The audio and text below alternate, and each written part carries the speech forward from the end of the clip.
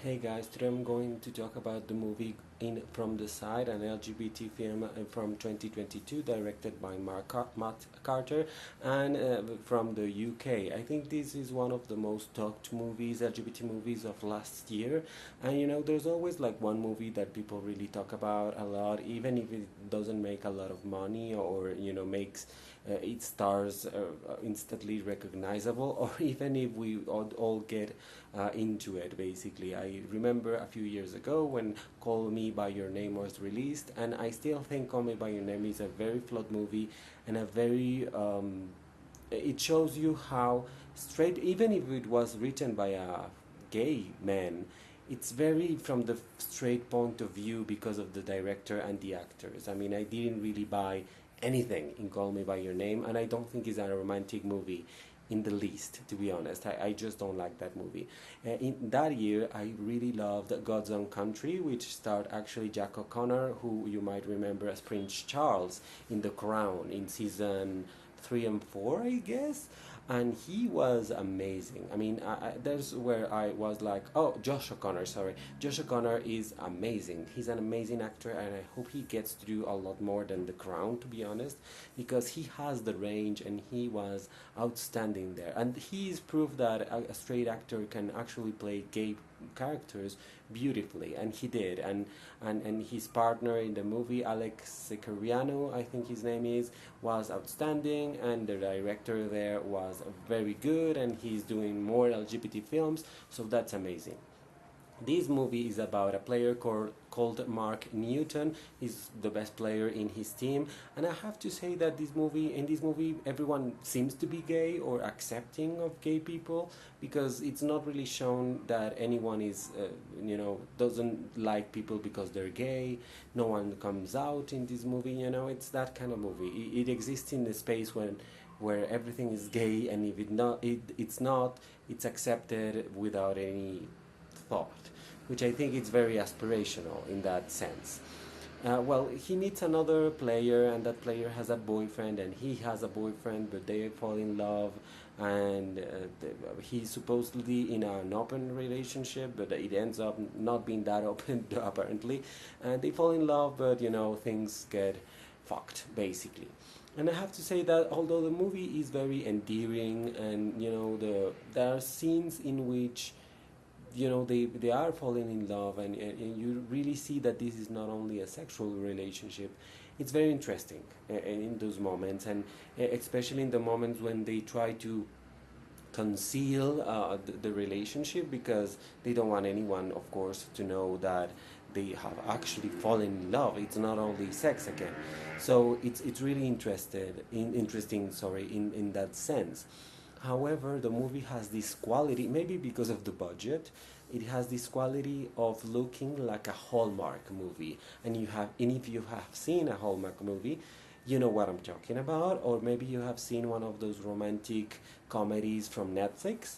It's the same quality of movie, to be honest. And there's this sequence where they go on a trip together, and it's exactly that. It's really crunchy in the sense that it doesn't even look real that they are what they're supposed to be, and it just serves for the movie to say that they are in love. But I mean, it's a really simplistic way to say it, and we are expected as as viewers of the movie to really understand a lot of things that are not really explained or exposed in the movie. And it lacks a little bit of context. I really had a tough time with this movie because I really wanted to like it, because I think sports are not really a thing that are related too often to gay people, especially gay men, because we are seen as effeminate, which is a nonsense, because there are tons and tons of football, rugby, tennis players, whatever you want, that are gay. And not only that, but there are gay teams and rugby teams, and gay teams for rugby, for football, for whatever it is, all over the world in a sense, mostly the Western world, but they are, and they exist, and it's fun, and it really doesn't It really shows us, rather, that sports is a thing that anyone can be empowered by. So I was really looking forward to that aspect of the movie, and it is there. But I think that choosing the two hottest actors to portray that in a movie with rugby at its center, I mean, I'm not saying that people that play rugby are ugly or something. No, no, no. The body type is the thing that really annoys me in this movie. I thought I was going to see someone a little bit bulkier, someone a little bit bigger, being the star of this movie. Instead, we have these two very lean actors, very clean cut, very, bearded. I guess it's the different thing, but they are ripped basically. So it's like, really. I mean, I do believe that they play rugby, and of course, not all rugby players are the same.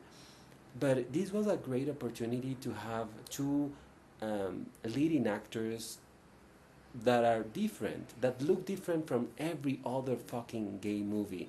Because in most gay movies, everyone is lean, everyone is very clean cut, everyone is really ripped, the abs, huge dicks, great asses, and not a hair on anyone except maybe on the face, like these two. This would have been a fantastic opportunity to do something different and to show some other sides of the LGBT community, but it doesn't, and that kind of makes me a little bit annoyed. And the love story at the center, I mean, in a movie you have to really believe in what the movie says. If the movie says these are the conditions, you just go like, sure, those are the conditions, and that's fine.